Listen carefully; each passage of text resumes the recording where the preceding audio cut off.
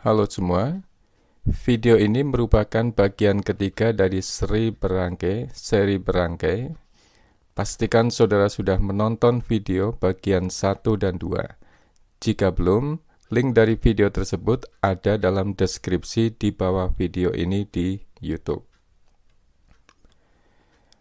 Pemetaan gen dengan melakukan uji silang menggunakan dua gen tidak efisien karena banyak persilangan dua titik yang harus dilakukan untuk menentukan urutan gen-gen dan tidak ada pindah silang ganda. Teknik pemetaan yang lebih efisien adalah dengan melakukan uji silang untuk tiga gen yang sering disebut sebagai uji silang tiga titik atau a three-point cross, atau persilangan tiga titik.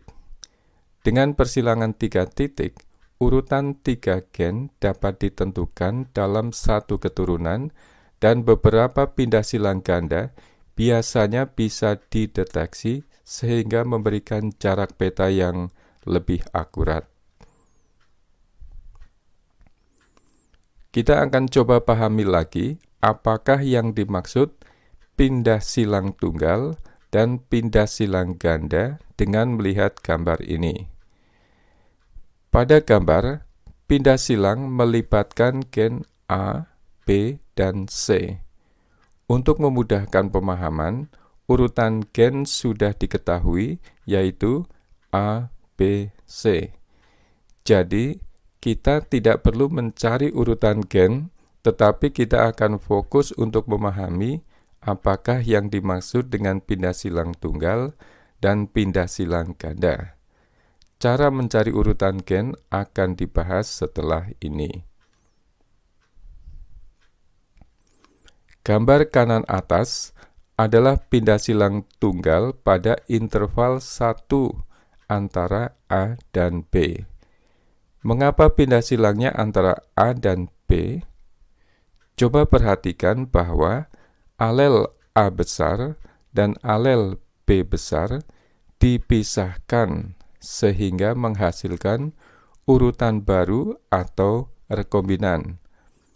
Perhatikan lagi notasi hasil pindah silang yang di tengah, yaitu A besar, B kecil, C kecil, dan A kecil, B besar, C besar. Disebut pindah silang tunggal karena pindah silang terjadi hanya sekali antara A dan B, karena disitulah titik dipisahkannya gen-gen yang menghasilkan rekombinan. Silakan dicermati lagi supaya paham.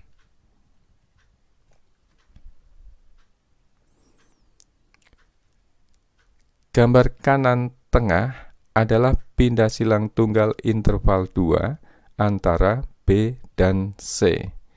Sama seperti sebelumnya, pindah silang hanya terjadi sekali pada titik antara alel B besar dan alel C besar. Tipe rekombinan yang dihasilkan adalah A besar B besar, C kecil, dan A kecil B kecil, C. Bisa dipahami ya?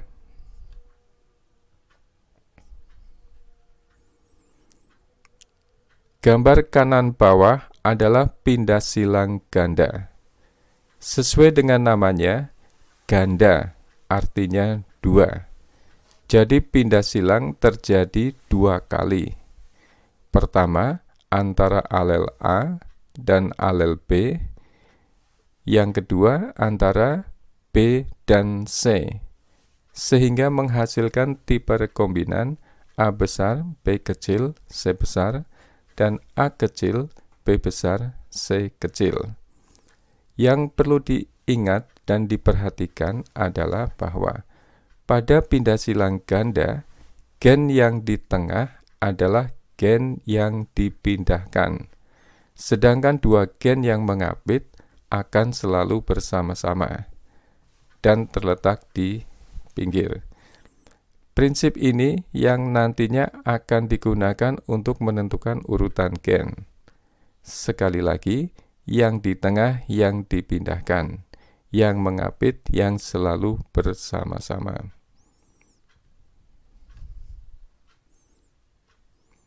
Sekarang kita lihat data hasil uji silang F1 dengan 3 gen triple heterozigot ini.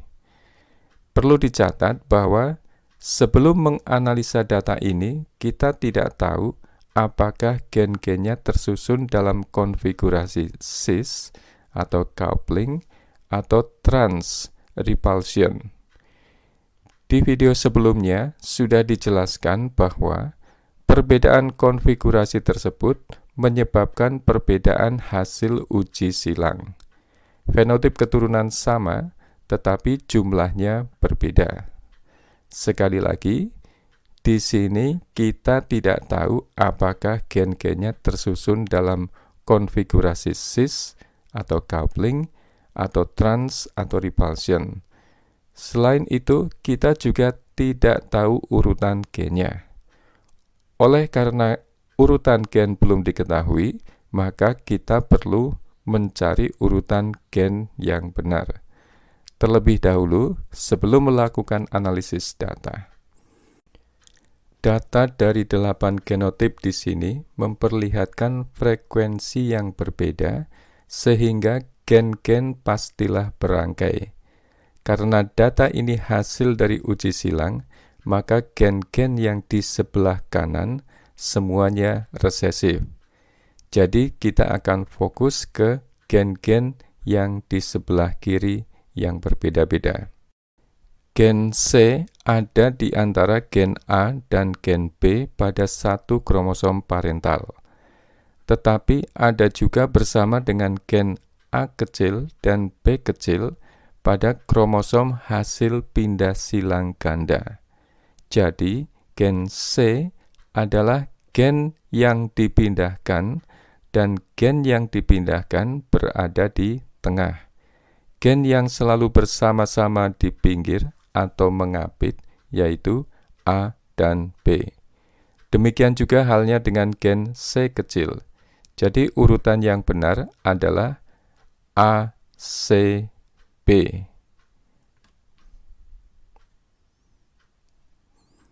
Pindah silang tunggal interval 1, yaitu A besar, B kecil, C kecil, dan A kecil, B besar, C besar, kita urutkan dulu menjadi A, A besar, C kecil, B kecil, dan A kecil, C besar, B besar.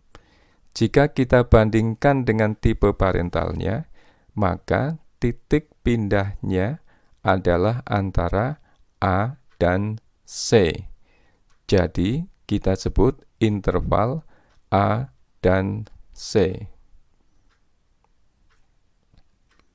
Sekarang kita bisa menghitung frekuensi rekombinasi untuk interval AC, yaitu 45 ditambah 50 ditambah 2 ditambah 3 dibagi 1000 sama dengan 0,10. Angka 2 dan 3 adalah frekuensi relatif keturunan pindah silang ganda. Angka 1000 adalah jumlah total keturunan. Ingat bahwa 1 unit beta sama dengan 1% rekombinasi. Jadi, jarak A dan C sama dengan 10 unit beta jauhnya pada beta berangkai. Pindah silang tunggal interval 2, A besar, B kecil, C besar, dan A kecil, B besar, C kecil. Urutan yang benar adalah A besar, C besar, B kecil, dan A kecil, C kecil, B besar.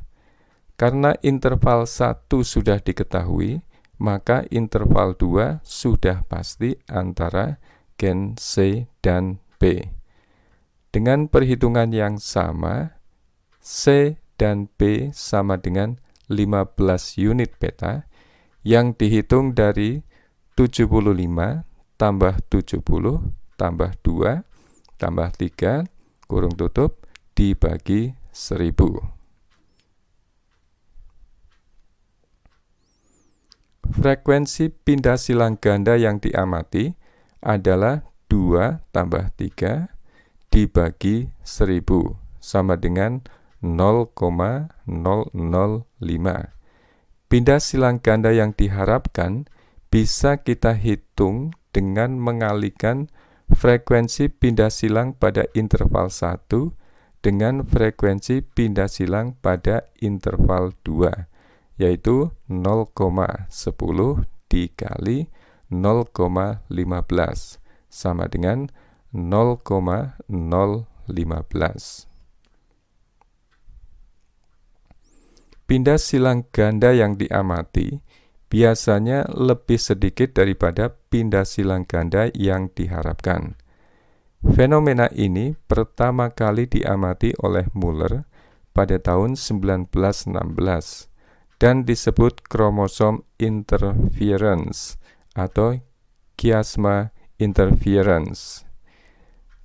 Tingkatan interference atau interferensi yang diamati ini menunjukkan bahwa adanya satu pindah silang menurunkan kemungkinan pindah silang lainnya yang terjadinya berdekatan.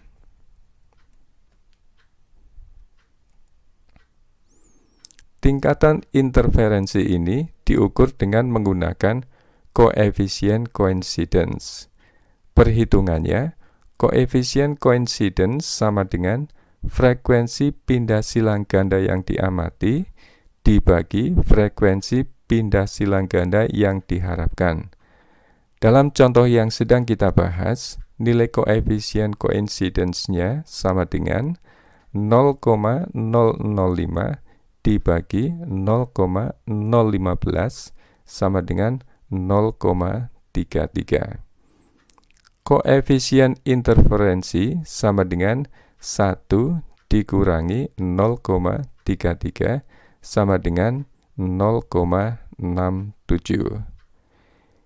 Nilai interferensi yang positif menunjukkan bahwa satu pindah silang menurunkan terjadinya pindah silang kedua yang berdekatan. Maksudnya menurunkan kemungkinan terjadinya pindah silang kedua yang berdekatan. Mudah-mudahan saudara paham dengan penjelasan tadi. Jika masih kurang jelas, silahkan diputar ulang dan fokuskan pada hal-hal yang belum saudara mengerti. Setelah itu, kita akan mencoba soal yang serupa, tetapi dengan gen-gen yang berbeda. Sekali lagi, soalnya serupa. Jadi jangan bingung melihat notasi penulisan gen-gennya yang berbeda. Pada soal berikut ini, gen dominan ditulis dengan menggunakan tanda plus. Alelnya yang resesif ditulis tanpa plus. Ini adalah data uji silang 3 titik dengan menggunakan 3 mutasi resesif pada lalat buah Drosophila melanogaster. ST atau Scarlet Eyes, warna merah scarlet, E untuk ebony, warna tubuh hitam, dan SS untuk spineless, ada atau tidaknya sisir, small bristle. Silahkan kerjakan soal ini dan diskusikan dengan teman saudara. Kita sudah membahas tentang pemetaan dengan menggunakan uji silang trihybrid atau 3 gen, atau sering disebut sebagai a 3-point cross, persilangan 3 titik. Jika saudara anggap video ini bermanfaat dan menambah pengertian saudara, silakan di-share ke teman-teman saudara. Jangan sungkan juga untuk memberi masukan ke saya supaya proses pembelajaran menjadi lebih efektif. Kita akan bertemu lagi di video selanjutnya yang masih dalam seri linkage atau berangkai atau pemetaan kromosom, yaitu pemetaan kromosom pada manusia dengan menggunakan teknik hibridisasi sel somatis. Sekian dulu dan terima kasih.